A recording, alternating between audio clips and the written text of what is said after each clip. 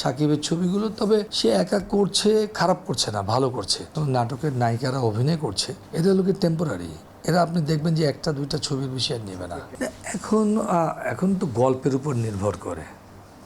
এখন যেভাবে যদি একটা পরিচালক চায় বা একটা রাইটার যখন লিখে, পরিচালকের যদি ডিমান্ড থাকে যে আমি এইটার কাহিনীর উপরে আমি একটা ছবি করতে চাই, বা একজন লেখক রাইটার বলে যে আমার কাছে এরকম একটা গল্প আছে, তো দেখা যায় যদি ওখানে যদি ডুয়েট হিরো রোল প্লে হয় তাহলে ডুয়েট থাকে, যদি টুইন হয় তাহলে টুইন প্লে করে। এটা আসলে কি নির্ভর করে গল্পের উপরে। কিন্তু আমরা চাইলে পারি না যে তা না, আমরা এটার একটু ক্যারেক্টার একটু পরিধি বাড়াতে পারি।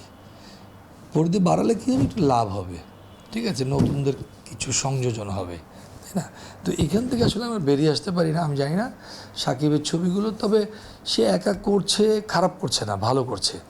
তো এরকম আসলে কি আমাদেরকে কাজ করতে হবে সুপারস্টার হওয়ার জন্য। আর মিথ্যা কথা বলে কোনো লাভ নেই, আমাদের লোকে মেধা দিয়ে কাজ করতে হবে, মানুষের মন জয় করতে হবে, তাহলে এই পরিধিটা বাড়বে। আবার হ্যাঁ, ঘাটতি তো তৈরি হচ্ছে, কারণ হলো কি যে সমস্ত ফিল্মের যে সমস্ত নাটকের নায়িকারা অভিনয় করছে, এদের লোকে টেম্পোরারি, এরা আপনি দেখবেন যে একটা দুইটা ছবির বিষয় নেবে না, ঠিক আছে। চঞ্চল চৌধুরী অনেক একটা ভালো গুণী আর্টিস্ট, কিন্তু সে হিরো রোল প্লে করবে কতক্ষণ, বেশিক্ষণ করতে পারবে না, কারণ তার ওই জায়গাটা প্লে করার ইয়েটা খুব কম। কারণ হিরো তো আপনি মনে করেন দিলদার ভাই, আমাদের তৎকালীন কমেডিয়ান, উনি একটা ছবির হিরো হয়েছিলেন, ঠিক আছে। তো এখন উনি তো হিরো হতে পারেননি ছবিতে, হ্যাঁ ঠিক আছে, ওনার ওই ক্যারেক্টারটা হিরো ক্যারেক্টার, কিন্তু এটি হলো গিয়ে আপনার হলো গিয়ে অল্প কিছু মেসেজ আপনি দিতে পারবেন। মানে একটা যেমন হিরো অনেকগুলো প্লে করতে পারে, রোল প্লে করতে পারে, যেমন এদের কিছু কিছু আপনার ক্যারেক্টার বেঁধে দেওয়া হয়, এদের ওই জায়গাটা কিন্তু শেষ হয়ে যায়, এন্ডিং হয়ে যায়, ঠিক আছে। যেমন সাকিব একটার পর একটা ছবি করছে, আপনি জিনিসটা বোঝেন। কিন্তু চঞ্চল চৌধুরীকে যদি আমি দিই, আমি বলছি না যে সাকিবের চাইতে চঞ্চল চৌধুরী আর্টিস্ট হিসেবে খারাপ, অনেক বেটার, অনেক ভালো, দুজনেই ভালো আর্টিস্ট, কিন্তু তার হিরো রোল প্লেটা সে কতক্ষণ করতে পারে, বেশিক্ষণ না।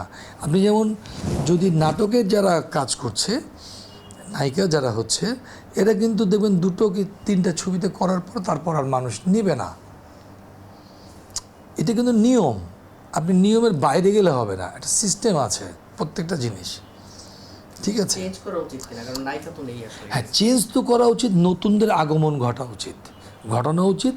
আর আমি যেটা মনে করি যে আপনারা মানে যারা আছে, যারা মিডিয়া ব্যক্তিত্ব যারা আছে, যারা এই ফিল্ম ইন্ডাস্ট্রির সাথে জড়িত, এটা নতুনদের আগমন ঘটায় আপনার নতুন কিছু তৈরি করা। কারণ আপনি যদি এটা না বাড়াতে পারেন তাহলে এটা দিন দিন ডিস্ট্রয় হয়ে যাবে।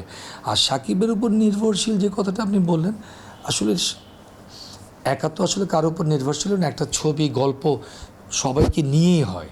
একটা হিরো যে একটা ছবি চালায় তা কিন্তু না, ঠিক আছে। কিন্তু ঘটনা হচ্ছে যে সে একটা কেন্দ্রবিন্দু থাকে, তার পাশে আরও অনেকে থাকে, সবাইকে নিয়েই ছবিটি একটু সৌন্দর্য বৃদ্ধি পায়, ঠিক আছে।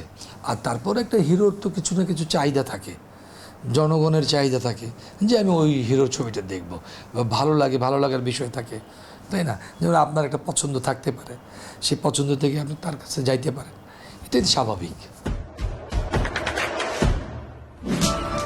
দেশে দেশে সবার সাথে দ্য নিউজ।